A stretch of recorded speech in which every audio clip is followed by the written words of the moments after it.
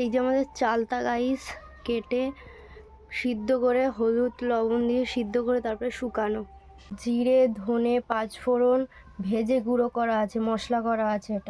এটা লঙ্কা ভেজে গুঁড়ো করা আছে, চিলি ফ্লেক্স, মানে এটাও যাবে।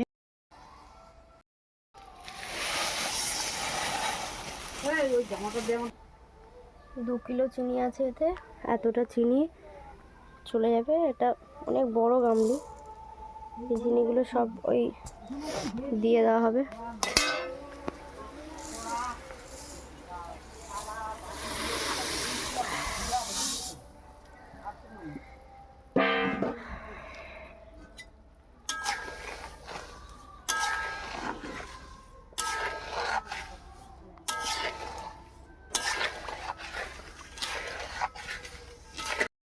যতক্ষণ না কালার না হবে ততক্ষণ নেড়ে যেতে হবে। এইভাবে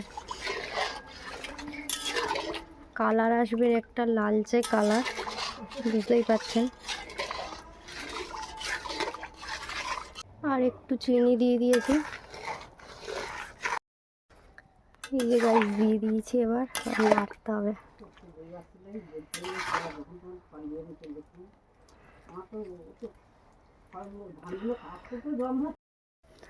মাঝে মাঝে নাড়তে হবে, এরকমভাবে ফুটবে অনেকক্ষণ, ফুটে একদম মাখো মাখো হয়ে যাবে। সেই সময় সব মশলা দিতে হবে, তো হতে লাগুক। কালার দেখো গাইস কত চেঞ্জ হয়েছে, হলুদ থেকে লালচে কালার টাইপের হয়ে এসছে। চালতাগুলোর কালারগুলো দেখো, লাল কালার হয়ে আসছে।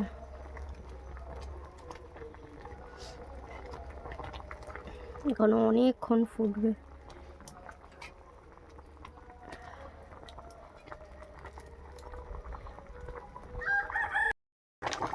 একটু লবণ দিয়ে দেবো।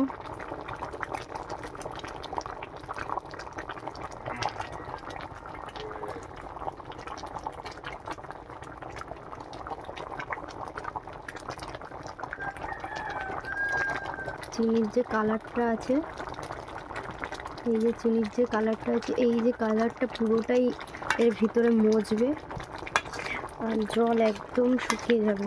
তারপরে সব কিছু দেওয়া হবে। কালারটা দেখুন পুরো লাল হয়ে আসছে। এটা কিন্তু জাস্ট চিনি দিয়েই করা হয়েছে, কোনো গুঁড়োর কিচ্ছু দেওয়া হয়নি। বাট কালারটা দেখুন। এবার চিলি ফ্লেক্সটা দিয়ে দেবো, কিন্তু মশলাটা একটু পরে দেবো।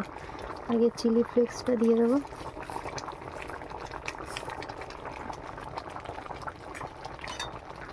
একটু ঝাল ঝাল টক টক মিষ্টি মিষ্টি, টকের পরিমাণ একটু কম থাকবে, বাট ঝাল আর মিষ্টির পরিমাণ একটু বেশি থাকবে।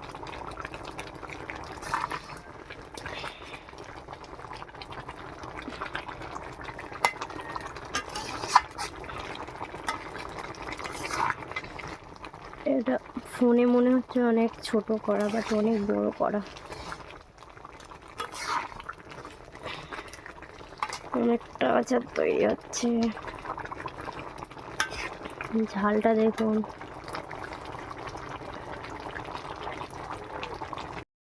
গাইস ঝোলটা অনেকটা কমে এসছে, দেখুন।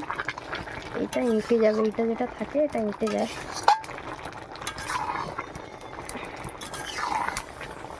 অনেকটা আচার, আমাদের 1 বছর হয়ে যাবে এই আচারটা। 1 বছর না, আমার মা আসলে একাই শেষ করে দেবে। আচ্ছা, আমার আচার, এটাও আমাদের গাছেরই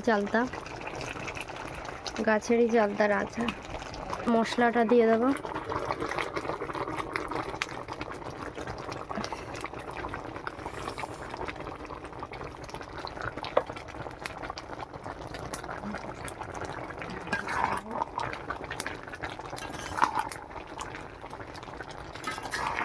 মশলাটা একটু বেশিই করেছিলাম, কারণ পরে আবার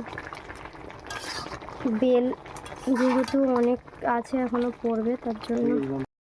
এই যে আচার গাইস, আর এই আচারের ঝোল। কি করছিস? আচারে একদম হাত দিবি না, আচারের রসে হাতে লেগে যাবে।